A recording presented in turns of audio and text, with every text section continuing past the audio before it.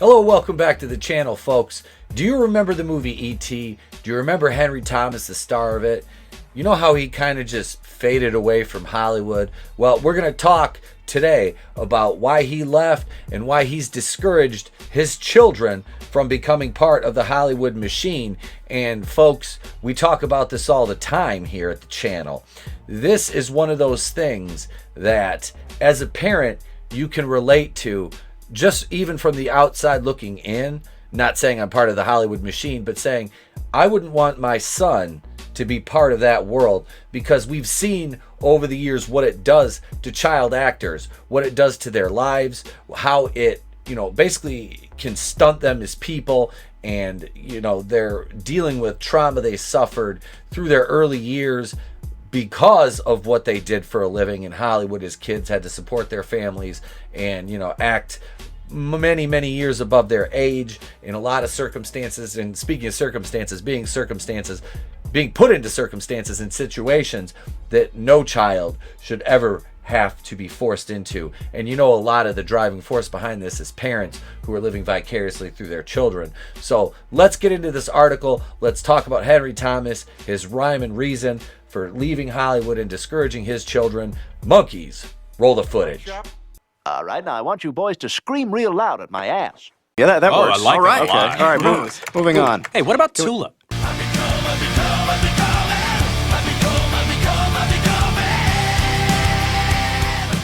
Here we are back on MovieWeb.com. We're going to take a look at this article. I, of course, will give you my thoughts. You can leave yours in the comment section below. If you're not subscribed, do all the YouTube things now, so at the end of the video, you don't have to worry about it. It's all done. Subscribe. It's free. You can subscribe, be updated, ding the bell for notifications, all that fun stuff. Let's get into the article, shall we? Henry Thomas still had regular work as an actor, but he has not lived a Hollywood lifestyle for some time. This by Anthony Lund, published 18 hours ago. There's Henry Thomas as a child in the Steven Spielberg classic E.T. the Extraterrestrial. E.T. the Extraterrestrial is still one of the most loved family films of all time, even 40 years after its release. When it comes to the movie's two child stars, Drew Barrymore and Henry Thomas, their lives following the film were very much different. While Barrymore had a troubled youth and subsequently remained very much a part of Hollywood, Thomas led a relatively uneventful life, continued to work in the industry, but reached a point in his life when he realized that life in Los Angeles was no longer for him. Thomas and his family now live on a farm near Portland, Oregon. While he still has a very healthy TV and movie career, he explained in a recent interview that living in LA just didn't make sense to him. And as I spoke about it a little bit in the opening to the video, this was a wise decision for him, and probably why he was able to maintain and not deal with a lot of the things even that his co-star Drew Barrymore dealt with throughout the years in being a child actor, and growing up in that industry and being put into those situations, positions, casting directors, all of that nonsense that leads to a lot of these people being addicted to substances, having mental breakdowns. And that is a very real part of the entertainment industry. And it's one that we're just now seeing come to the forefront with, obviously the instant information age, social media, things that we all remember Britney Spears going off shaving her head, don't we? Yup! Tony and I even discussed the child actor from the movie Flight of the Navigator and the fact that in 2016, he was arrested for bank robbery. His life had just fallen apart. And it's sad. It really is. Because you look at these people, and a lot of them in these movies from that time period, I was the same age as at the time they're working there. And I always thought, man, it would be so cool to be one of these actors and get to do this stuff and be in these movies and play these roles. And then when you grow up and you see, behind the curtain, it's like, oh my God, no, I would not have done well. Speaking to Yahoo on Are the Kids All Right series, Thomas explained he came to a point in his life where he was keeping a home in LA just for the sake of it, when what he really wanted was to raise his family somewhere like the farm he grew up on as a kid. He said, I liked LA, but I wasn't working there. So you're spending a lot of money keeping a household going, but you're not part of it. I just said, I'm not going to do this anymore. I grew up on a farm, and I wanted that for my kids. That's a very admirable thing to do, and a huge sacrifice as somebody who, is a hallmark of the movie industry based on one role.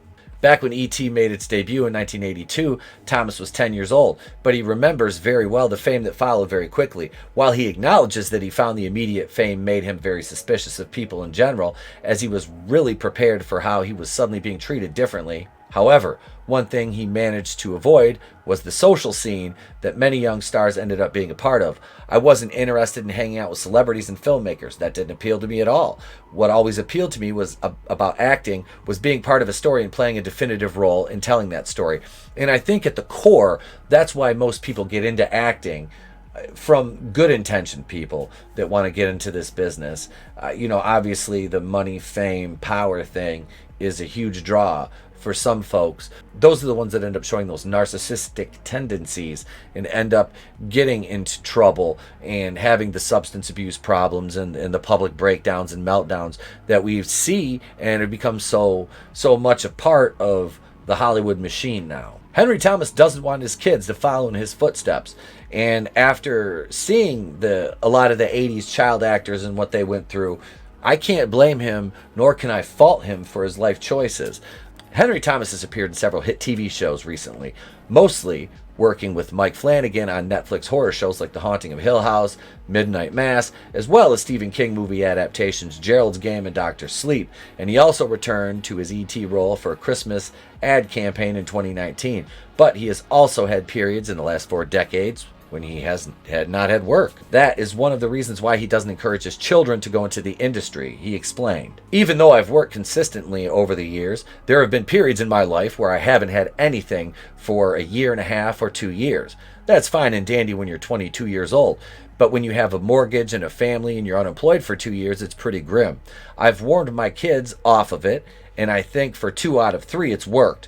But I do have one that I think is going to be a performer of some sort. As a parent, you should try to support and foster that in your children. If they express that desire to achieve something, it's not necessarily a tenable career all the time, and it's not a very reliable way of earning a living. So I warn them about the real world, because when the tax man cometh, they don't care about excuses, they just want their money. That is a very based take on the reality of the entertainment industry and what your chances of actually attaining, wealth, fame, and celebrity are as somebody coming into it cold, who doesn't have those connections that somebody like Henry Thomas's kid would have that advantage.